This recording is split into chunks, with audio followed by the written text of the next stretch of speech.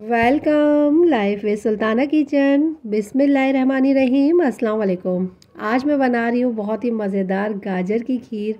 बहुत ही क्रीमी और बहुत ही जायकेदार खीर घर में तैयार करेंगे और गाजर के हलवे से बहुत ही ज़्यादा आसान और बहुत ही ज़्यादा टेस्टी बनाएंगे।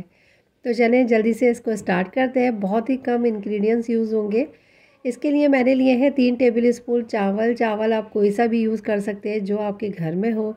3 टेबल स्पून मैंने चावल लिया है जिसको मैंने भिगो दिया था 1 घंटे के लिए और इसके बाद इसको ग्राइंड कर लिया है। ये इस तरह से दानेदार हो गया है। इसको हम यूज़ करेंगे।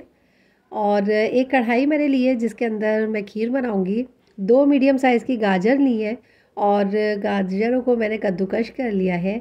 और इसी के साथ ही इसमें मैं डाल रही हूँ आधी कप चीनी। चीनी आप अपने टेस्ट के मुताबिक यूज़ कीजिएगा। और इसके साथ ही मैं इसको मिक्स कर दूंगी। गाजर अपने ही पानी में और चीनी के पानी में बहुत अच्छी तरह से गलेगी।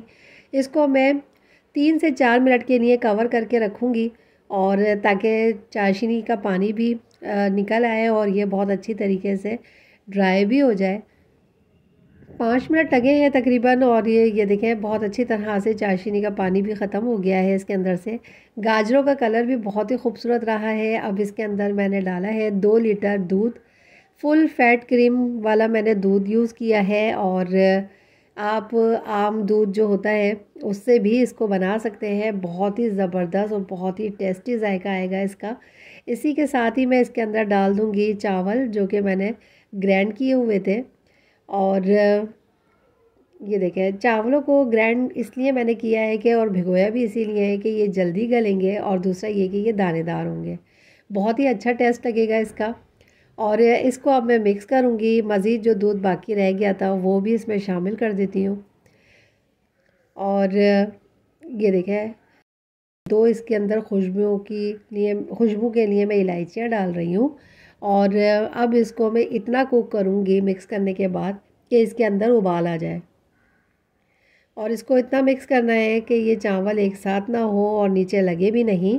और जब इसके अंदर उबाल आ जाएगा तो मैं इसको चलाकर कवर करके रखूँगी और इसको इतना कुक करूँगी कि ये बहुत अच्छी सी गाढ़ी हो जाए और नीचे लगे भी नहीं चावल और ये गाजरें।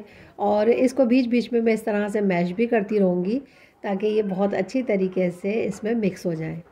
और लो मीडियम फ्लेम पे मैं ये सारी कुकिंग कर रही हूँ और 15 मिनट हो चुके हैं इसको इस तरह से कवर किए हुए। अब मैं इसको मिक्स करूँगी और देखती हूँ कि ये कितनी गाढ़ी और कितनी क्रीमी हो गई है। तो ये देखें बहुत ही खूबसूरत इसका कलर आया है और इसको मिक्स कर लेती हूँ। ये देखें इतनी ही गाढ़ी हमें ये चाहिए और मज़ीद इसका कलर भी और इसकी थिकनेस भी होगी अभी जब ये ठंडी होगी। तो इसको अब मैं फ्लेम को कर दूँगी ऑफ़ और इसको इस तरह से मिक्स कर लूँगी और इसके बाद मैं इसको डिश आउट करूँगी। डिश आउट करके फिर आपको मैं दिखाती हूँ फ़ाइनल लुक। ये देखिए मैंने इसको डिश आउट कर लिया है और इसको मैंने फ्रिज में रख दिया था रूम टेम्परेचर पे ठंडा होने के बाद। और इसको मैंने पिस्ते बादाम अखरोट और किशमिश से गार्निश किया है। आपके पास जो ड्राई फ्रूट आप यूज़ करना चाहें वो कर सकते हैं। बहुत ही मज़ेदार और बहुत ही क्रीमी हमारी ये खीर बनके तैयार हुई है। इसका कलर बहुत ही खूबसूरत आएगा और ये देखें बहुत ही खूबसूरत कलर के साथ बहुत ही टेस्टी हमारी खीर बन गई है। झटपट से तैयार हुई है। इसके अंदर कोई मेहनत नहीं लगी और हमारी ये खीर बहुत ही ज़्यादा अच्छी और बाज़ार से भी ज़्यादा मज़ेदार तैयार हुई है। तो इसको आपने ज़रूर ट्राई करना है और अपना फ़ीडबैक मुझे ज़रूर देना है। और दुआओं में आमिर को मुझे और मेरे मुल्क पाकिस्तान को याद रखिएगा। अपना बहुत सा ख्याल रखिएगा। मिलूँगी इंशाल्लाह एक और बहुत ही मज़ेदार और बहुत ही हेल्दी रेसिपी के साथ। ओके, अल्लाह हाफिज़।